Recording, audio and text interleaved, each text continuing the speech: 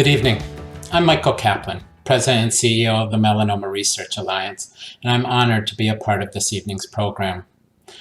I joined the MRA in June of 2016, a little less than 2 years after Tara had passed. And while I never had the honor to meet Tara directly, I do feel like I know a little bit about her. I feel like I know the drive, the kindness, the warmth, and the frame to make the best of it, not just because of the stories from family and friends, but because when one meets George, Debbie, Christy, or Lauren, it becomes clear. It's clear that these things that define Tara were not just by chance, but the outcomes of a wonderful family. 13 years ago, the Melanoma Research Alliance was founded by Deborah and Leon Black. Deborah's own diagnosis of melanoma, along with a paucity of effective treatments at the time, drove them to start MRA. But they didn't just start it. They remain committed to this day to covering 100% of admin, development, and staffing costs so that 100% of contributions can go directly to research. Thanks to the help of so many funders, chief among them, the Tara Miller Melanoma Foundation, we've been able to make real progress in melanoma. In the last decade, 13 new treatments have been approved by the FDA for metastatic melanoma, and the life expectancy has been greatly expanded for so many patients. Clearly, the advances we've made were not made soon enough to benefit Tara, but Tara's legacy is ensuring a different reality for so many other patients who face the same terrifying diagnosis. In just over 10 years, the 5-year survival for late-stage melanoma has gone from less than 10% to nearly 50% on some of the latest treatments. And in the less than 6 years since Tara has passed, the legacy she shaped in her fight against melanoma has been amplified by the Tara Miller Melanoma Foundation. And like MRA, the Millers are committed to ensuring 100% of funds go directly to research. At MRA, we've been honored to partner with TMMF, who has supported 5 Young Investigator Awards to date, with a 6th one to be selected in spring of 21. Each of these awards, at $225,000, have been selected through a peer review process with renowned scientists from around the world and are actively managed to ensure coordination, collaboration, and real outcomes. And to be clear, the partnership with the Millers is not simply them just writing a check to MRA, but a much deeper engagement for which we are grateful. Each year, the family reviews the research that has made it through the peer review process and looks at what makes the most sense to fund in the context of Tara's own experience with melanoma. The family engages not just with MRA staff, but with the researchers they fund and have become a regular fixture at our annual scientific retreat. These research awards have gone to top institutions around the world, to UCSF, to MD Anderson, to Tel Aviv University, to Penn and NYU.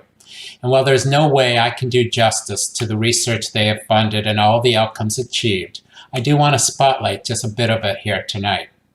In Israel, TMMF has helped better understand brain metastases, funding research that has led to several new potential drug targets. In San Francisco, they're funding Dr. Hunter Shane, who is sequencing melanocytes in healthy skin, enabling us to better predict when melanoma may occur and to understand how cumulative sun damage leads to it.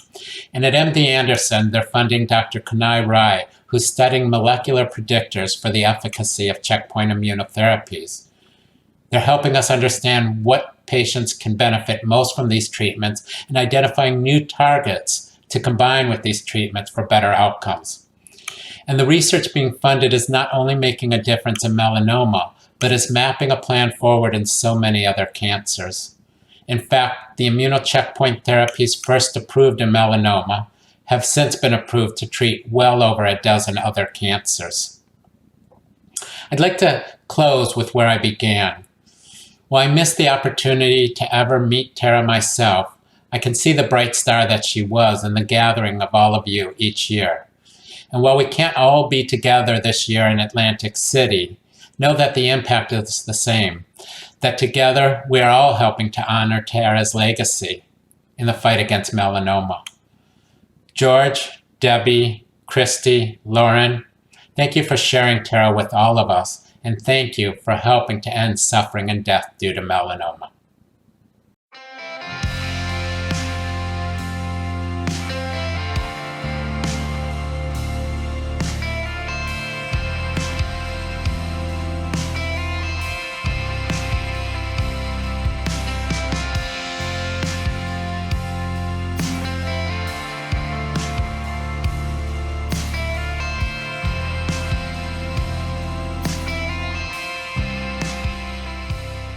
Good evening, everyone.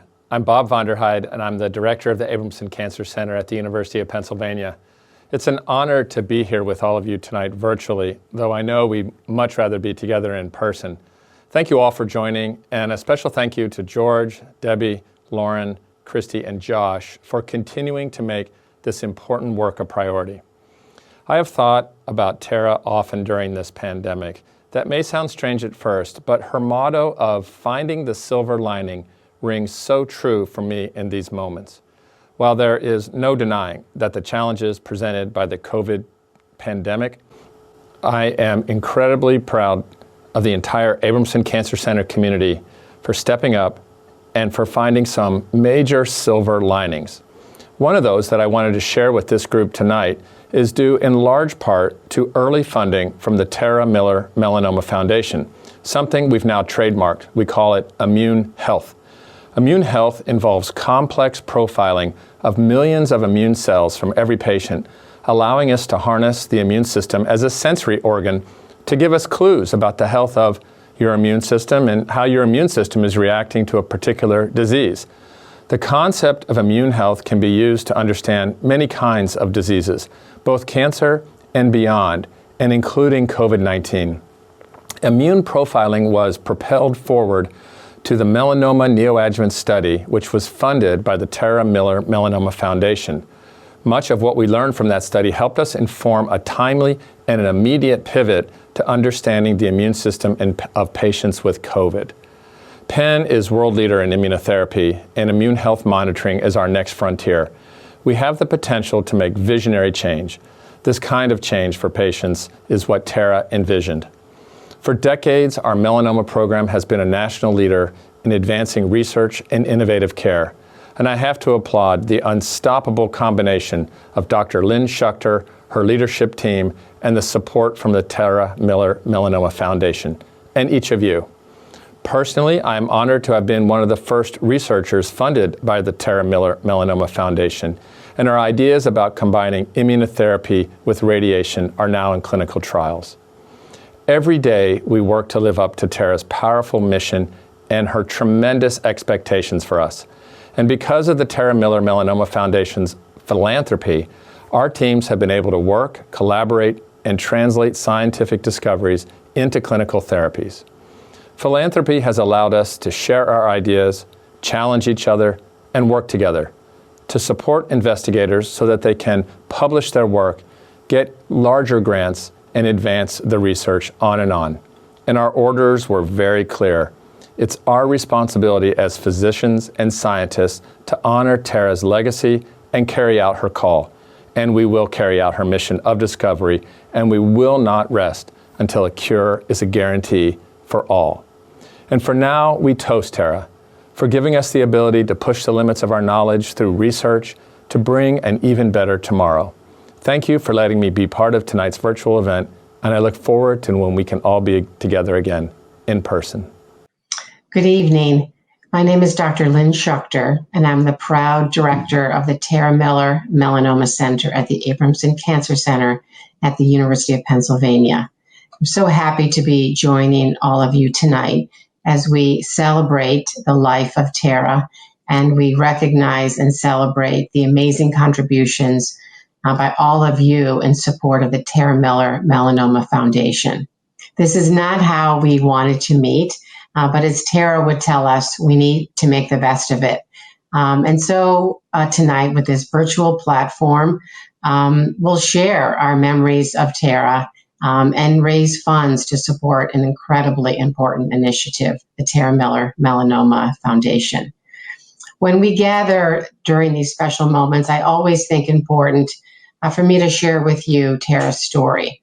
I've been a medical oncologist for 30 years, but I can tell you when I first met Tara on that first visit, I knew that she was somebody so special. She came as a young woman, 28 years old, a beginning attorney, just with so much passion for life and so much knowledge about melanoma. And I just want to briefly share her story because many of you on tonight's toast, you may not have met her, but you've heard her story. So let me just briefly tell you. She noticed a changing mole on her forehead. It wasn't thought to be something of any significance. And then later, she developed a lump in her neck. A biopsy was done, which showed melanoma. And that led her journey to seek treatment and how I first met her. She came with a clear plan, and I had my marching orders. And we did embark on the most aggressive plan possible. And despite really the state-of-the-art treatments in terms of immunotherapy, targeted therapy, the melanoma traveled. It did involve her brain. She had to have multiple brain surgeries, receive proton therapies. And despite the best therapies, the therapies stopped working. And 6 years ago tonight, Tara died from melanoma. But before she died, and what is another remarkable and special thing about Tara, is that she had the vision for the Tara Miller Melanoma Foundation. She wanted to raise funds to find better cures for melanoma so that nobody had to go through what she went through nor what her family went through. She wasn't just trying to buy time for people. She wanted to buy a lifetime through investment in research. And so we have had at the Abramson Cancer Center and now at the Tara Miller Melanoma Center, her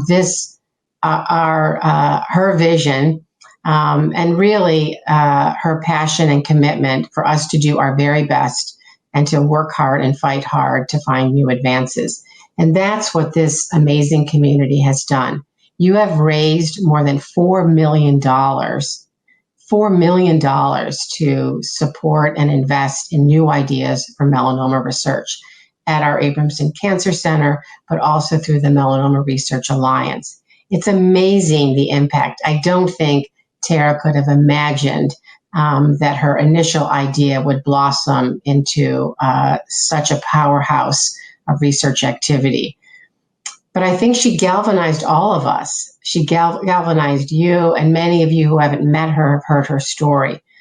So I just am proud to lead a center that bears her name, but especially proud to have cared for such a special, courageous, funny, determined young woman. And I want to share with you the impact of your generosity and your research dollars. So your support has allowed us to pilot new ways of combining targeted therapy and bringing new agents to make these treatments more successful to more patients and for it to work longer. Your generosity has supported novel ways of developing personalized cancer vaccines. So developing a vaccine specific for that individual patient with melanoma. And importantly, you've provided the platform for a whole new way of providing treatment, this concept of neoadjuvant, giving treatment prior to surgery. And this work was based actually upon Tara's own samples, and it's led to a whole new way of approaching melanoma treatment, learning from each patient and starting therapy at a much earlier point. I don't think Tara could have imagined the impact of her vision and what you have all created. But it's not enough. The progress has been substantial. But tonight, it's the 6th anniversary of Tara's death, and we still need new therapies. So tonight's effort is both a celebration of her life, but also for us to continue our hard work. She was clear about what we were to do. We were to find more effective therapies for patients so they could have a lifetime.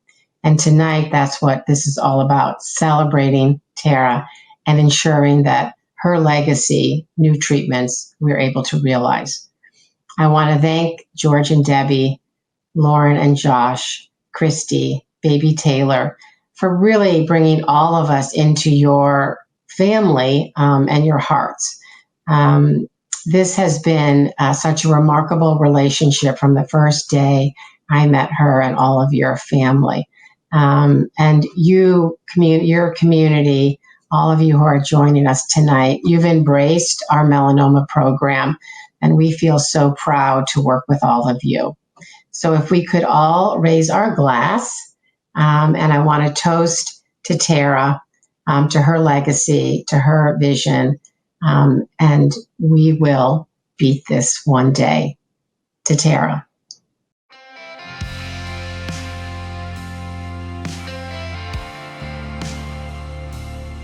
Hi, I'm Dr. Thara Mitchell, and I'm a medical oncologist at Penn Medicine's Abramson Cancer Center.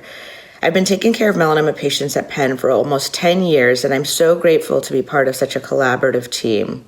The Tara Miller Melanoma Foundation has supported my research from the very beginning, and it has been so meaningful to have your community alongside us on this journey.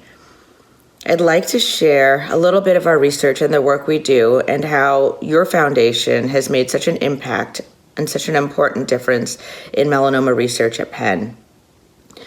When I was first starting out at Penn almost 10 years ago, we started a clinical trial to start to learn how patients' bodies and immune systems responded to PD-1 blocking drugs, which were brand new at that time. We knew that not all patients were benefiting, and we wanted to learn more about what made the drug work, why it worked in some patients and not in others, so that we could drive the field forward and help more patients. We started by collecting blood samples from patients who we were seeing at Penn's Abramson Cancer Center for treatment for melanoma. And Tara was actually one of those patients on the very first study. She volunteered eagerly to participate in this clinical trial in which we would draw blood samples in patients that we were seeing in the clinic. What we learned from that study, from the blood analysis, was that patients who were getting PD-1 blockade treatment were getting a big peak in their immune system response after just one dose of therapy. This was brand new information at the time because the thinking had always been that immunotherapy took a long time to work. And from the information we gained from that study, we created a clinical trial to treat patients with one dose of PD-1 blockade followed by surgery for melanoma that could be surgically resected. What we learned from that study was that almost a third of patients, after just a single dose of treatment, had complete elimination of all of their cancer. At the time of surgery, there was no living cancer remaining in these patients, and those patients have gone on to live cancer-free since the start of that study, some of them reaching greater than 5 years now from the first dose of therapy and remaining cancer-free and done with any treatment. These remarkable results led us to ask the question, how can we improve outcomes in even more of our patients? So we created a second clinical trial in which we now personalize therapy according to the surgical pathologic response after a single dose. That's where we are now. We're continuously aiming to improve outcomes in our patients with melanoma. And these homegrown investigator-initiated studies that have been conducted solely at Penn wouldn't be possible without the support of the Tara Miller organization. So I thank you, and I really want to remember and commemorate Tara's profound commitment to ensuring that we could do better for our patients with melanoma. And that's exactly what this team aims to do. This year, the Tara Miller Melanoma Foundation supported my research studying skin adverse reactions related to immunotherapy, specifically in melanoma patients. With the support of the foundation, we were able to initiate a multi-institutional study encompassing major academic and cancer centers around the country in order to look at the relationship between the presence of skin adverse reactions and tumor responses to immunotherapy in our melanoma patients. We were also able to investigate the timing of these reactions in a larger patient population, which we hope will help us to refine management going forward. We all know that melanoma presents challenges on multiple fronts, and I want to thank all of you for helping us to make real progress in this area. I hope Tara continues to be proud of all that we do in her name. Thank you. Together, over the past 6 years, we've been able to precisely define and understand the immune response to PD-1 blockade in melanoma in terms of the timing of it, what actually happens, what type of immune response it induces, as well as what determines some of the clinical responses versus clinical resistance.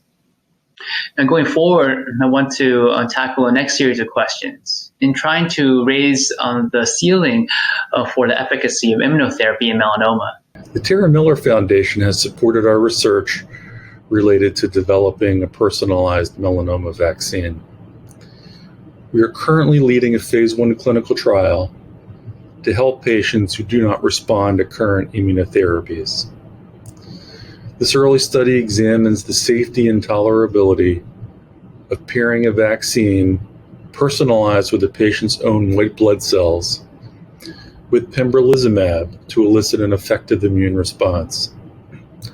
Tara's memory and your community energize us every day, and I hope that you are all doing well during this difficult time.